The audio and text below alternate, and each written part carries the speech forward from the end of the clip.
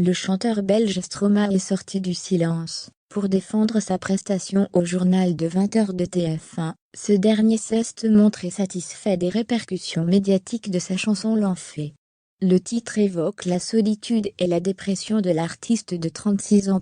L'artiste Stromae est enfin sorti du silence au sujet de sa prestation si commentée aux 20h de TF1, le 9 janvier dernier.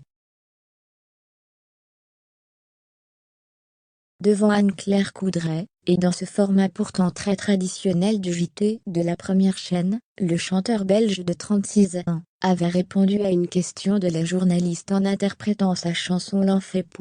Pour rappel, ce titre parle de la dépression vécue par le chanteur lorsqu'il a contracté un virus au Rwanda. Ce dernier évoque le sentiment de solitude et les pensées suicidaires qu'il affronte depuis. Le chanteur souhaitait sensibiliser son public au calvaire des troubles dépressifs. Surprenant son monde, et provoquant une avalanche de réactions aussi bien positives que négatives, Stromae est revenu pour la première fois sur cet happening pour la radio belge Belle RTL. Loin d'imaginer le but qu'allait engendrer cette performance, l'artiste a plutôt bien pris la nouvelle, tant mieux si ça peut faire parler d'un sujet qui peut être parfois tabou.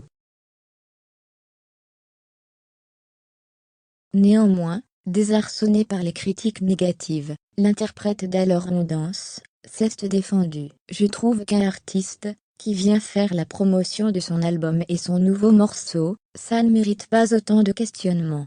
J'aurais été politicien, je peux comprendre.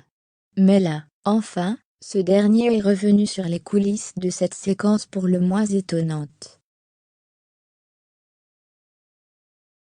L'élément qui soulevait le plus de questions était de savoir si la production et la présentatrice étaient complices de l'artiste. Je ne connaissais pas les questions qu'Anne-Claire Coudray allait poser, sauf celle qui lançait le happening. Donc la chanson L'Enfer, déjà classée numéro 1 sur toutes les plateformes de streaming en France, est tirée du prochain album de Stromae Multitude, à paraître le 4 mars 2022.